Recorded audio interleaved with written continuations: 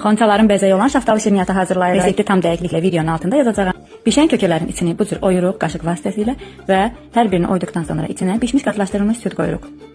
Və beləcə bir-birinə birləşdiririk.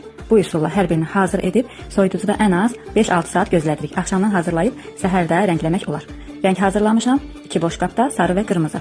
Sarı rəngi biraz çox, qırmızı rəngi biraz az eləməliyik. Çünki əsas sarı rəngə bulayıb yanaqlarını qırmızı edirik. Rəngə buladıqdan sonra salfet üzərində saxlayırıq. 5-6-sını hazırlayıb sonra şəkər tozuna bulayırıq. Yəni rəngə bulayıb tez şəkər tozuna bulasanız onda yaxşı olmur. Yəni istədiyiniz effekt olmayacaq. Şəkər tozu üstündə səliqəli görünməyəcək. Necə deyim, yəni rəng ilə, su ilə şəkər tozu birləşəcək, pis görüntü olacaq, belə deyim. Hazırlayıb arasına yarpaq qoyuruq. Siz istəsəniz süni yarpaq da alıb qoya bilərsiniz. Mən həyətdəki nar yarpaqlarını yumuşdum səliqəli və onlardan istifadə etdim. Eyni üsulla şaftalıların hamısını hazırlayıb siniyə düzürük. Daha uşaqlığımızdan bəri sevdiyimiz şirniyyatı hazırlamaq bu qədər asan imiş. Sadəcə olaraq xəmirin bəzi detalları var ki, onlara diqqət etmək lazımdır. Xəmiri bərk yoğurun və mütləq 160 dərəcədə bişirin. Sizlər üçün açıqlama qisminə hər bir detal yazacağam ki, sizin də gözəl şaftalılarınız alansın. Siz isə əməyə qiymət olaraq mütləq like edin və paylaşın. Hələlik Allah'a